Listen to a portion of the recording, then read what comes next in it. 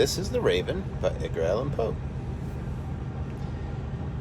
Once upon a midnight dreary, while I pondered, weak and weary, over many a quaint and curious volume of forgotten lore, while I nodded, nearly napping, suddenly there came a tapping, as of someone gently rapping at my chamber door. "'Tis some visitor," I muttered, tapping at my chamber door. "Only this, and nothing more." Ah, distinctly I remember it was the bleak December, and each separate dying ember wrought its ghost upon the floor.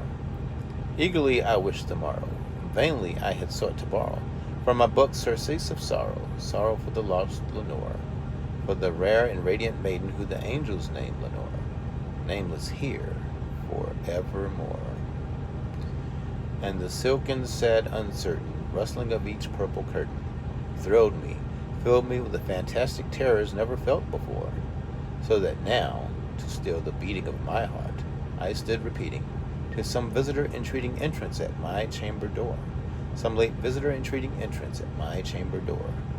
This it is, and nothing more." Presently my soul grew stronger, hesitating then no longer. "Sir," said I, "or Madam, truly your forgiveness I implore. But the fact is I was napping, and so gently you came rapping, and so faintly you came tapping at my chamber door, that I scarce was sure I heard you. And here I opened wide the door, darkness there, and nothing more." Deep into that darkness peering, long I stood there wondering, fearing, doubting, dreaming dreams no mortals ever dared to dream before. But the silence was unbroken, and the stillness gave no token, and the only word there spoken was the whispered word, "Lenore." This I whispered, and an echo murmured back the word, "Lenore." Merely this, and nothing more. Back into the chamber turning, all my soul within me burning. Soon again I heard a tapping, something louder than before. "Surely," said I, "surely that is something at my window lattice. Let me see then what thereat is, and this mystery explore.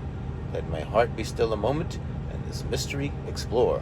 'Tis the wind, and nothing more."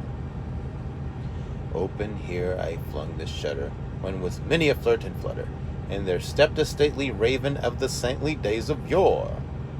Not the least obeisance made he, not a minute stopped or stayed he, but with mane of lord or lady, perched above my chamber door, perched upon a bust of Pallas just above my chamber door, perched and sat, and nothing more.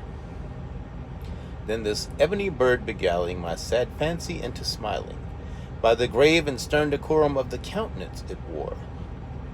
"Though thy crest be shorn and shaven, thou," I said, "art sure no craven, ghastly, grim, and ancient raven, wandering from the nightly shore. Tell me what thy lordly name is on the night's Plutonian shore." Quoth the raven, "Nevermore." Much I marveled this ungainly fowl to hear discourse so plainly, though its answer little meaning or relevancy bore. We cannot help agreeing that no living human being ever yet was blessed with seeing bird above his chamber door, bird or beast upon the sculptured bust above his chamber door, with such name as Nevermore. But the raven, sitting lonely on that placid bust, spoke only that one word, as if his soul in that one word he did outpour.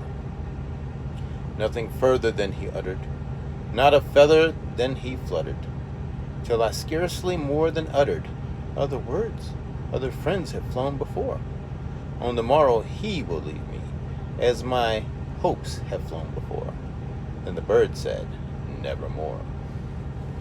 Startled at the stillness, broken by a reply so aptly spoken, "Doubtless," said I, "what it utters is its only stock and store, caught from some unhappy master, whom unmerciful disaster followed fast and followed faster, till his songs one burden bore, till the dirges of his hope that melancholy burden bore, of nevermore."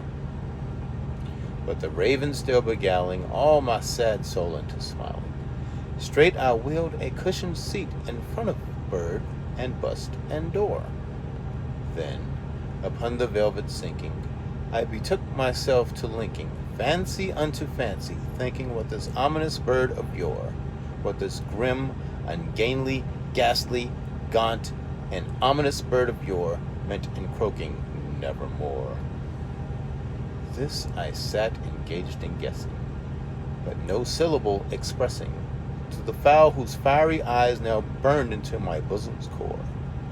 This and more I sat divining, with my head at ease reclining on the cushion's velvet lining, that the lamplight gloated o'er, but whose velvet violet lining with the lamplight gloating o'er she shall press, nevermore. Then, methought, the air grew denser, perfumed from an unseen censer, swung by seraphim whose footfalls tinkled on the tufted floor. Wretch, I cried, thy God hath lent thee, by these angels he hath sent thee, respite, and nepenthe from thy memories of Lenore. Quaff, quaff this kind nepenthe, and forget this lost Lenore. Quoth the raven, nevermore. Prophet, said I, thing of evil, prophet still, if bird or devil, whether tempter sent, or whether tempest tossed thee here ashore, desolate, all undaunted, on this desert land enchanted, on this home by horror haunted, tell me truly, I implore, is there balm in Gilead? Tell me, I implore. Quoth the raven, nevermore. Prophet, said I, thing of evil, prophet still, if bird or devil, by that heaven that bends above us, by that God we both adore, tell this soul with sorrow laden, if within the distant Aden it shall clasp a sainted maiden, who the angels name Lenore. Clasp a rare and radiant maiden, who the angels name Lenore. Quoth the raven, nevermore. Be that word our sign of parting, bird or fiend, I shrieked, upstarting. Get thee back into the tempest and the night's Plutonian shore. Leave no black plume as a token of that lie thy soul hath spoken. Leave my loneliness unbroken. Quit the bust above my door. Take thy beak from out my heart, and take thy form from off my door. Quoth the raven, nevermore. And the raven, never flitting, still is sitting on the pallid bust of Pallas just above my chamber door, and his eyes have all the seeming of a demon's that is dreaming, and the lamplight o'er him streaming throws his shadow on the floor, and my soul from out that shadow that lies floating on the floor shall be lifted nevermore.